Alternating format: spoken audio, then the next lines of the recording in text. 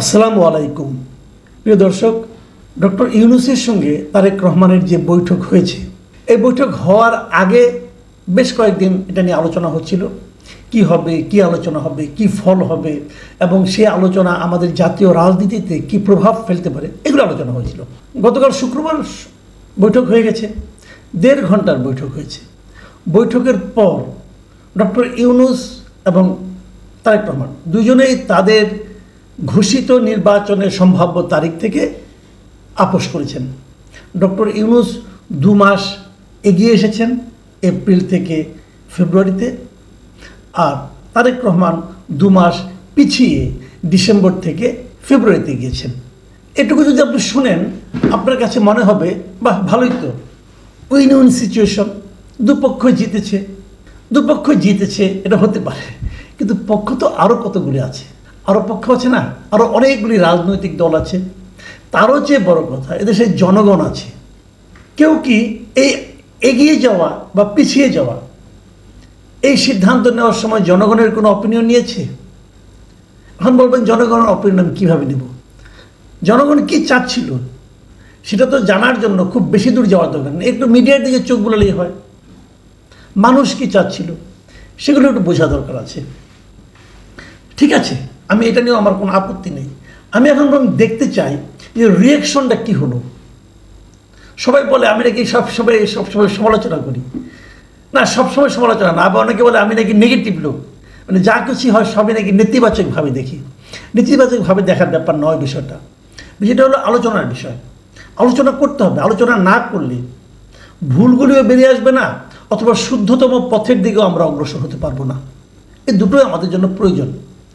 আমার মনে কি প্রশ্ন জেগেছে সেটা তো আমাকে উচ্চারণ করতে হবে, নাহলে আপনি বুঝবেন কীভাবে, নাহলে অন্যরা বুঝবেন কীভাবে, আপনার সঙ্গে আমার চিন্তার মিলল কিনা সেটাও তো বুঝতে হবে। যাও, আমরা বরং দেখি, যেহেতু রাজনৈতিক দল নিয়ে আলোচনা হচ্ছে, আমরা বরং দেখি যে রাজনৈতিক দলগুলো কি রিয়াকশন দিল।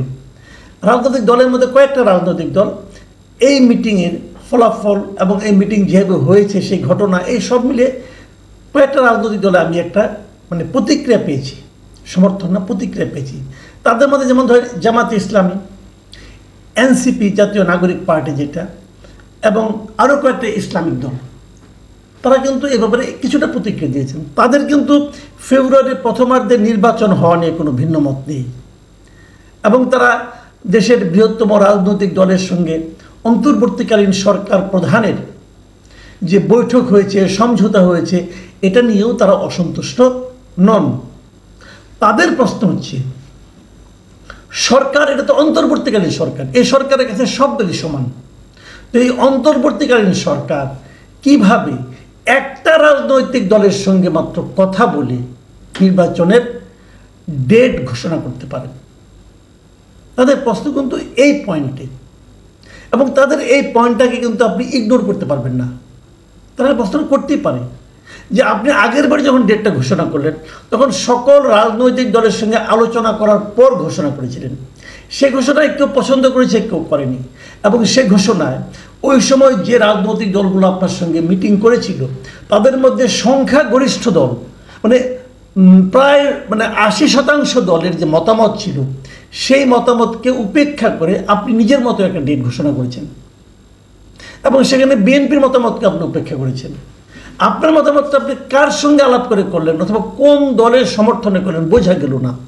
কিন্তু কিছু কিছু রাজনৈতিক দল তখন আপনাকে সমর্থনও দিয়েছে, জামাত দিয়েছে, এনসিপি দিয়েছে, এরা দিয়েছে।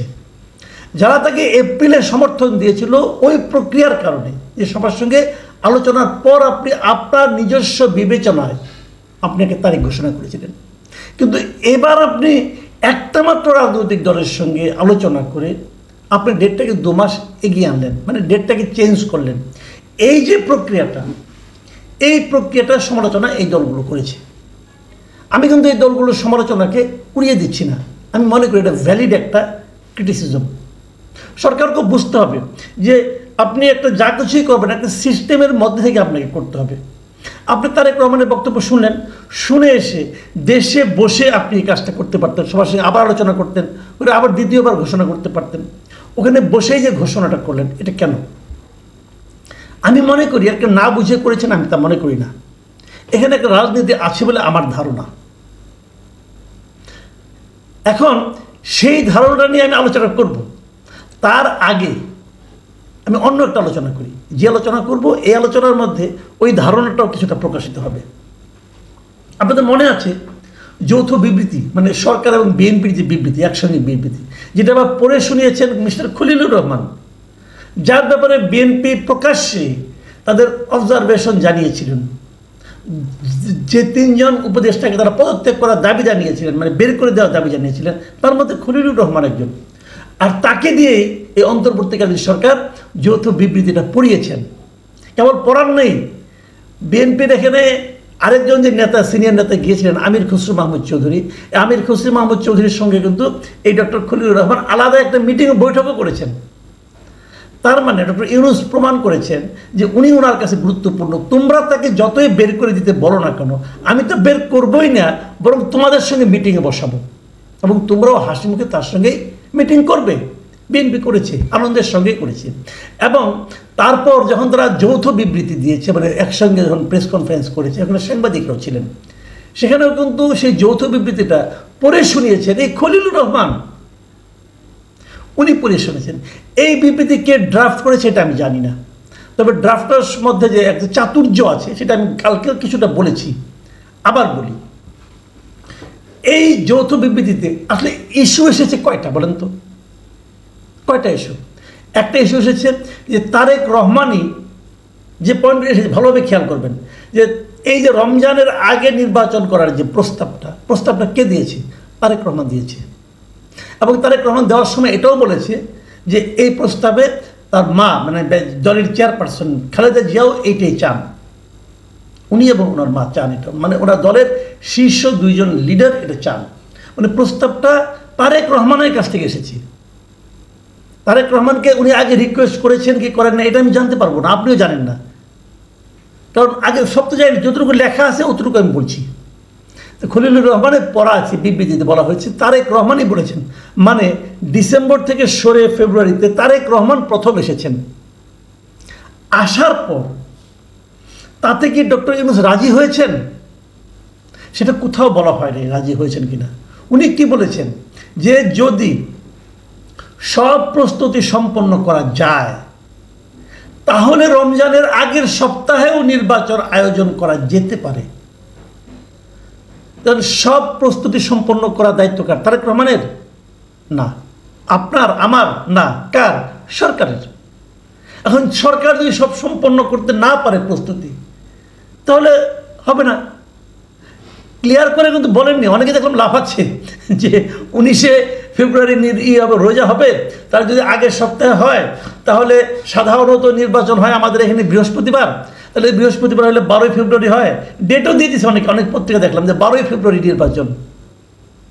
ডক্টর ইউনূস কি একবারও বলেছেন রমজানের আগের সপ্তাহে নির্বাচন হবেন? না, উনি সেটা বলেননি। উনি বলেছেন হতে পারে। কিভাবে হতে পারে? যদি সব প্রস্তুতি সম্পন্ন করা যায়। আবার কি বলছেন? যে এক্ষেত্রে সেই সময়ের মধ্যে সংস্কার ও বিচারের পর্যাপ্ত অগ্রগতি অর্জন করা প্রয়োজন হবে। মানে এই সময়ের মধ্যে এই কাজগুলো করতে হবে। কি কি কাজ? একটা সংস্কার, একটা বিচার, এই দুইটা ক্ষেত্রে পর্যাপ্ত অগ্রগতি। মানে অগ্রগতি কতটুকু হলে সেটাকে পর্যাপ্ত বলা যাবে, এটা কিন্তু আপনি একটা বলবেন, আমি আরেকটা বলবো, ডক্টর ইউনূস আরেকটা বলবেন, আবার এনসিপি আরেকটা বলবেন। তাহলে এটা কিন্তু সমস্তটাই কিন্তু অনেকগুলি যদি কিন্তুর উপর নির্ভর করছে।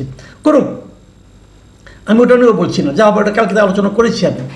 এইটুকু বলার পর তারেক রহমান ডক্টর ইউনূসকে ধন্যবাদ জানিয়েছেন, ওনার এই অবস্থানকে স্বাগত জানিয়েছেন, দলের পক্ষ থেকে ধন্যবাদ জানিয়েছেন, এবং প্রধান উপদেষ্টাও তারেক রহমানকে ধন্যবাদ জানিয়েছেন। এর চেয়ে বেশি, এই কয়েকটা কথা বেশি ঘোষণার মধ্যে ছিল, এরকম কেউ আমি এখনো পাইনি, কোথাও দেখিও নি। আপনারা কেউ দেখছেন কিনা আমার মনে হয় না, দেখবেন না, কারণ এইটুকুই কথা। আমার প্রশ্ন হলো, তারেক রহমান এবং ডক্টর ইউনূস কতক্ষণ মিটিং করেছেন? 1.5 ঘন্টা। এইটুকু কথা বলতে 1.5 ঘন্টা লাগে? লাগে না। এইটুকু কথা বলতে 3 মিনিটে হয়ে যায়। তো বাকি সময় কি আলাপ করেছেন? সেই আলাপগুলো হলো ইম্পর্টেন্ট, খুবই গুরুত্বপূর্ণ। সেই আলাপগুলো আমার দেশের অন্তর্বর্তীকালীন সরকারের প্রধান, আমার দেশের একটা রাজনৈতিক দলের প্রধান একসঙ্গে মিটিং করেছেন 1.5 ঘন্টা। আমরা জেনেছি মাত্র 3-4টা বিষয়, তাও সবগুলি নির্বাচন বিষয়ক বিষয়। আরেকটা জিনিস জেনেছি যে তারেক রহমান তাকে বই এবং কলম উপহার দিয়েছেন। বাকি সময় ওনারা কী আলাপ করেছেন, কী নিয়ে কথা বলেছেন, সেটা কি জানার প্রয়োজন নাই? ডক্টর ইউনূস গত 10 মাসে কী কী কাজ করেছেন, সেই কাজগুলো সম্পর্কে বিএনপির যে মূল্যায়ন, সেগুলিকে তারেক রহমান ওনার সঙ্গে শেয়ার করেন নাই? করা কি উচিত নয়?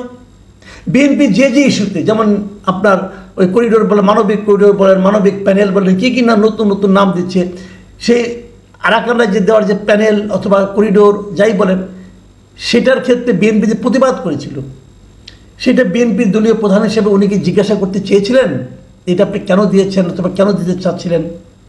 অথবা আমাদের টার্মিনালকে, সামুদ্রিক টার্মিনাল যেটা আছে সেটাকে, বন্দরের, সেটাকে দেওয়ার ব্যাপারে উনি যে বিদেশি একটা কোম্পানিকে আনছেন, এই ব্যাপারে তারেক রহমান তাকে প্রশ্ন করেছিলেন? আমার ধারণা করেছিলেন, কারণ এটা একটা গুরুত্বপূর্ণ বিষয়, করা তো উচিত। উনি ভুলে যাবেন তেমন নেতা তো উনি নন। সেই প্রশ্নের কী উত্তর এসেছিল এটা আমি জানবো না, জানতে চাইবো না?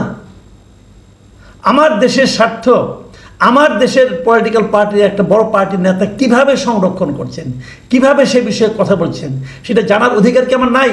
আমি জানতে চাইতে পারি না? কেন এটা আমার কাছে আপনি গোপন রাখবেন? আমি জানতে চাই ডক্টর ইউনূস কী বলেছিলেন, তারেক রহমান কী বলেছিলেন। আমি জানতে চাই কোন কথার কী উত্তর হয়েছিল, অথবা ওই বিষয়গুলোতে কী আলোচনা হয়েছিল। অন্য কোনো বিষয়ে আলোচনা হয়নি, কেবল নির্বাচনে আলোচনা হয়েছিল। কেবল নির্বাচনে আলোচনা হলে 1.5 ঘন্টা ধরে এই একই আলাপ করেছেন ওনারা। কীভাবে? প্রথম প্রস্তাবটা কে দিলেন? এইগুলি কিন্তু আমার মনে হয় এই দেশের মানুষকে জানাতে হবে। যদি আপনারা না জানান, নাও জানাতে পারেন, আপনাদের ইচ্ছা। যদি আপনি না জানান, তাহলে মানুষ নানা ধরনের নানা কিছু কল্পনা করবে, নানা কিছু সন্দেহ করবে, নানা কিছু লেনদেনের কথা উচ্চারণ করবে। সেগুলো শুনতে ভালো লাগবে? উচ্চারিত কিন্তু হতে শুরু করেছে, অলরেডি শুরু হয়েছে উচ্চারণ, অলরেডি হয়েছে। কি কি লেনদেন হলো, কি কি আপোষ রফা হলো, এগুলো আলোচনা হচ্ছে। যেখানে অন্ধকার, যেখানে অস্বচ্ছতা, সেখানেই কিন্তু ভূতের ভয়, বলে না? দেখবেন ভূত কিন্তু দিনের বেলা আসে না, রাতের অন্ধকারে আসে। কেন আসে? যেখানে অস্বচ্ছতা, সেখানেই কিন্তু মানুষের সন্দেহ বাড়ে। সন্দেহ বড় মারাত্মক। আমি তারেক রহমান সাহেবকে বলবো, আমি এটা নিয়ে আমি ইউনূস সাহেবকে বলতে চাই না, কারণ উনি তো 2 দিন পরে চলেই যাবেন। তারেক রহমান সাহেব এদেশে ওনার দল আগামীতে ক্ষমতার জন্য লড়াই করবেন, দেশ পরিচালনা করবেন, ওনাকে আমি বলবো, আপনি দীর্ঘদিন ধরে বিদেশে আছেন, ট্রান্সপারেন্সির কী মূল্য এটা আপনি জানেন, আর অস্বচ্ছতার কি ভয়াবহ ক্ষতি সেটাও আশা করি আপনি জানেন। সেভাবেই বিষয়গুলো জনগণের সামনে পরিষ্কার করুন, এটাই আমাদের আপনাদের কাছে প্রত্যাশা। প্রিয় দর্শক, এখন এ পর্যন্তই। আল্লাহ হাফেজ।